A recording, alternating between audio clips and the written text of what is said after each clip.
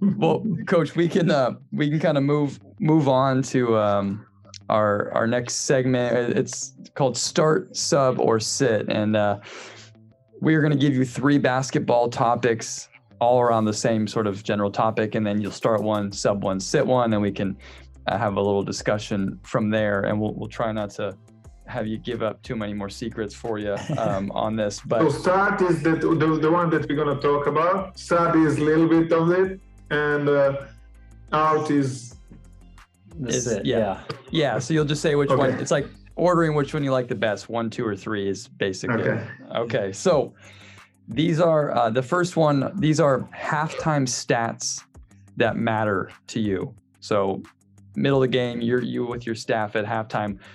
Start, sub, sit. Which one matters the most? So rebounding margin, turnover margin, or free throw margin.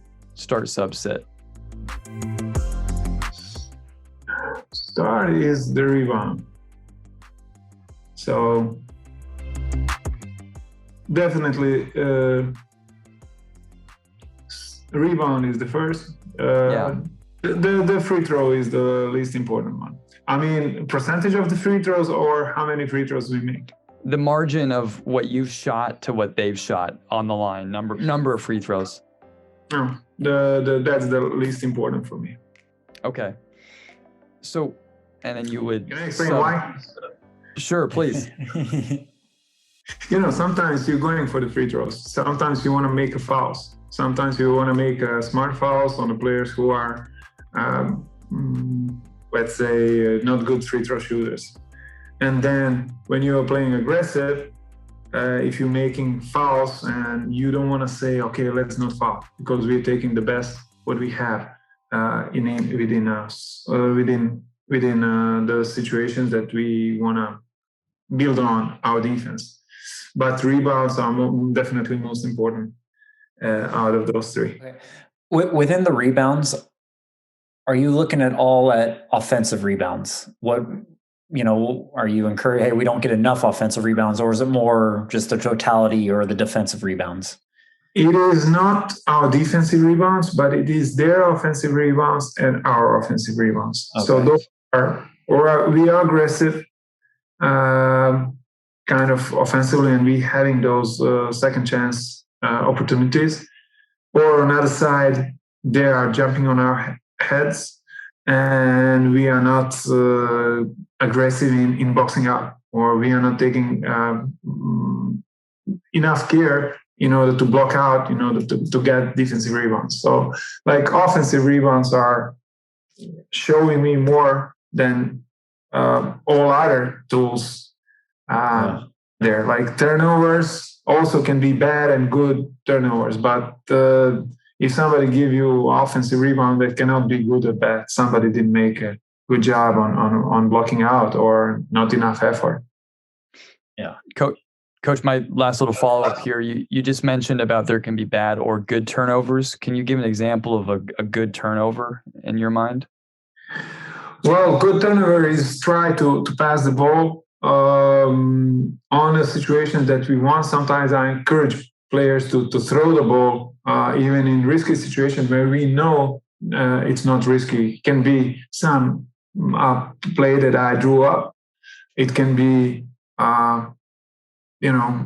play where I know that player is turning his head away from the ball, so we want to pass the ball through the woods of hands. And if that ball goes out of bounds, that's great turnover. They don't have transition points on us, Okay. And bad turnovers, we all know. Many ways you can have bad turnover. Absolutely. Yeah. If I can, I guess, quickly follow up, because I think that lends itself. We posted on Twitter and you sent it to us. You're off the backboard pass. So when you draw that play up, and like you said, that could be a good turnover. How much are you working on it? And I mean, I think you're obviously hoping that it succeeds, but I guess what is the risk reward playing out in your head when you decide to call we're going to throw it off the backboard for a guy sealing? I really don't think it's a risk. As other plays or other situations, it's just awkward, and a lot of coaches are not having maybe opportunity to try that or to practice that, or I don't know, they like maybe too scared to do that. But it's kind of very important thing is that when you hit the backboard, balls always outside of 3-point line. However you hit, ball will start falling down after it hits backboard. So if you have a good jumper, he will pick up that ball. Doesn't matter where it bounces. I'm practicing that as not on daily basis, but we have this set in our playbook, and we practice that when we go through all the sets. We also go through that set, and sometimes players are. I had a player who hit shot clock, but it is calculated, and like I said, this is good. We want that, but when it goes through well, the whole team is hyped up with the idea. On a practice, some of the Americans, when they saw it, they were like, "Wow, is this legal?" or stuff like that. So, with those kind of situations, you build up trust, and also not just the players are buying in, but with this, when points are appearing, we kind of on last situation we knew it when we're gonna play this set, and it was a situation that and why we wanna play this set, and it was a situation that player who picked up the ball, he asked for the sub, and I was talking with referees, and my two players on the bench were coming to me, "Coach, this is the situation. Now it's the time why we want to play," and we were actually looking for a foul. And if it's not going to be a foul, he would have a wide open layup. And the player was asking for the sub. I said, no, we're playing. Wait a second, and we played. So it was like teamwork. They knew why we want to play it, how we want to play it. It executed perfectly. It doesn't happen always. It's like that, but it was perfect execution, and we got the points, and the whole bench was like crazy. And from that, went nuts. My team didn't need it, coach. They were so that they would beat anybody out there in that situation. That's great. Yeah. Okay, well, moving along, Coach. My start sub sit for you is it's a late game situation I want to present to you, and then the start sub sit 3 different tactics. So the situation is you're tied and you're on defense, and your opponent has the last shot. We're going to say it's 20 seconds. They're going to go full court, tied game, you're on defense. So start sub sit, foul right away to get the ball back, run or jump, maybe try to get a trap to speed them up, or a junk defense, triangle and 2, box and 1, something they haven't seen to try to maybe stand them up to stagnate them. You're scouting teams. You are scouting teams. You know how that goes. We might have said on this one. On a tight game, I would go definitely if it's full court. If it's full court, I would go with a trap. I would try to go with a trap. Second is junk defense. We have been practicing those kind of situations during the process, and my players, they knew how we're going in this. Also, if we would play really bad junk, like alternative junk defenses during the game, then probably not. But definitely we would go for kind of a surprise situation on a front court, or immediately when they are passing the half court line. So that would be first. Definitely, sit would be just go back and play regular defense and let them do what they drew, especially after the timeout. Yeah. Well, yeah, we asked this question because we were watching, I think, one of your games in your first rounds. You went and sent a trap, and credit to them, they beat it and got a layup. I mean, you're not looking to give up a layup, but then what's your thought process? It's like, hey, this was the risk we took. At least we have the ball back now earlier. I guess what's kind of going through your head? This is exactly like you said by yourself. We are going in and we went for the trap. We want this trap to be a steal. A lot of teams are, when coaches are drawing something, they want to go for it. So if we go trap, they might go out of it and they might be out of the situation that they present or they wanted to have. So they will be in an uncomfortable situation, which is good for me. If they are beating us and they score, we still have 12, 13 seconds for the tie the game or to win the game. So this is still long time to, if I have timeouts or not having timeouts, we are kind of, this is not, even if they score, this is not lost situation. Yeah. But it's worth of risk, or it's worth of trying to take the game in our hands. And we are thinking that we are kind of deciding what's going to happen, not just wait what the opponent's going to do. And Coach, I think one of the, maybe it was one you subbed or sat, I forget, but you're tied and you just go and you foul. Instead of trapping, you just maybe foul. It gets into the hands of maybe a poor free throw shooter. And is that something that you all talk about to get the ball back as well? Well, I'm not a fan of that when it's a tied game. Okay. If we would be two points up, we would foul. Okay. And then we have ball in our hands to win a game. Yeah. But on tied, we're trying to make. If it's half court, we might go for the jump defenses, and we had situation this season in playoffs where team like have 5-second violation when we played jump defenses on our demand, and then on the next game they had 10 seconds for the last offense, and they didn't want to bring the ball on our half court. They were afraid of this kind of junk defense, and then they bring up, but we changed the other defense, so they didn't know. They shot the ball from 10 meters, so that was really like we won that chess game on that part. But definitely my philosophy is not that on a tight game to foul to get the ball back. Okay. Coach, just sorry, Pat, if I can follow up. No, go ahead. You're someone that also, we've talked a lot about defense, but I know that you have a lot of alternate defenses, 1-3-1, 1-1-3, you switch. And as someone that's a coach that does switch their defenses or, does mix things up, how do you know when to switch your defense? What is the decision-making process to go from one defense to another?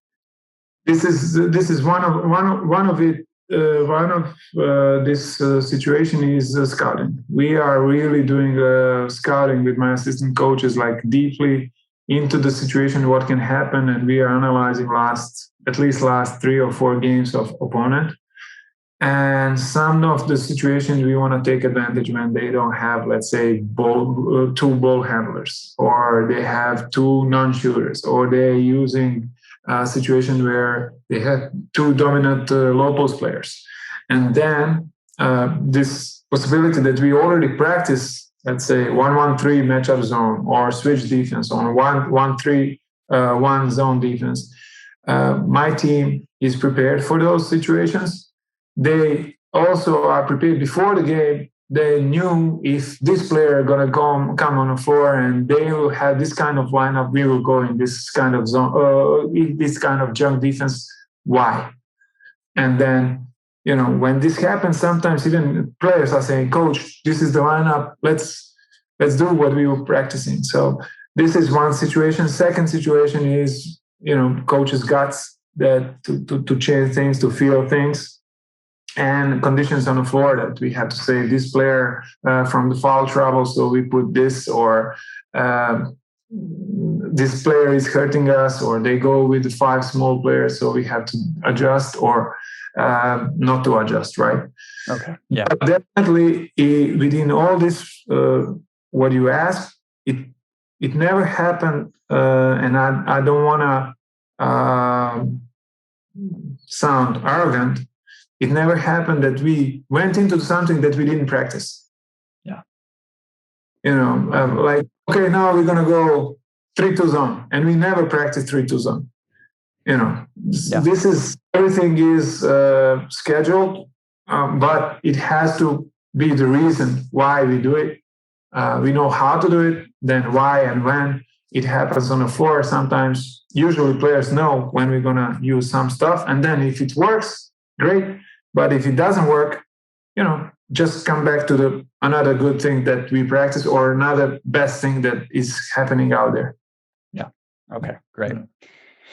All right, Coach. Our last, Pat, should we go one more start sub sit? Yeah, last one. Our last start sub sit for you, and then we'll close it up with one more question for you after that. So thank you for this, by the way. This is a lot of fun. I don't know what it is for you. It's for us. I hope you are exposing me, guys. You are exposing me. Yeah. If I don't win another one, you're the reason why. You can blame Slappin glass. That's right. Well, we've asked a lot of defensive questions, so this last one is on the offensive side of the ball, and watching your team play and whatnot, you have a lot of great movement to what you do. False motion or action, pick and rolls, all sorts of great stuff. But when you get to a situation where you want to try to isolate, let's say a guard, you want to get the ball in space to a guard to make a play on their own. Start, sub, sit. These are 3 spots on the floor to isolate your guard. On a wing, at the top of the key, or at an elbow. Start, sub, sit, those 3 spots. We're talking about perimeter players. Perimeter players, yep.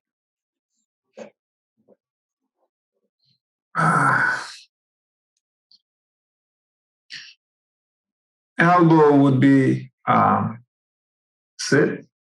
Okay. Then top would be my main option. 45 would be sub. Okay. Why I've been running the 45 more than in previous years, and that was kind of where I'm letting this player with the ball to finish up the offense, and that was mostly his game. Now we kind of evolve in something that where we are playing against this. This isolation is not just 1-on-1; it's like 5-on-5 again, where we want to create the situations where if somebody helps, that we're gonna have wide open look. We were using, like, let's say 45 situation ISO on the finals, but this is not our priority. We just picked up like really bad defender or good matchup for us, and then we were feeling it from 45. And it was not even kind of not so organized. We just went into some motion, like to fake the offense. And then everybody, even guy from the corner, was clearing up in order to give the guy space to play 1-on-1. And that's in a situation when another team is in a bonus. Mm-hmm. We were using that. And on other situation, mainly we were isolating on top. Okay. With the top isolation coach, how do you like to space the other 4 players? And do you like to put them in when, let's say, the perimeter player starts to begin his attack? Are you doing anything with those 4 players? Any sort of screening or cutting action? Yeah. Early in the season, when we were really exposing the guy, we called it even set exposed. We were putting a guy on a kind of out of bounds behind the backboard. We were putting 2 players who had to touch each other in a corner, and then other corner would be filled up with another player. And those guys who were together in the corner, they would have to be shoulder to shoulder. So the guy on the top was really exposed who was playing defense. And then from there, they would stretch and the player would play 1-on-1. Later on, it didn't show such a good benefits for our team. Then we moved it like with 2 shooters on 45, but they had to be on a far out, and they were getting 2 flare screens in a moment when player on top playing 1-on-1 or 1-on-5, and then it happens like that. We benefited from that situation. We benefited a lot. Okay. Well, Coach, you're off the start sub sit hot seat. Thank you for playing that fun segment there. we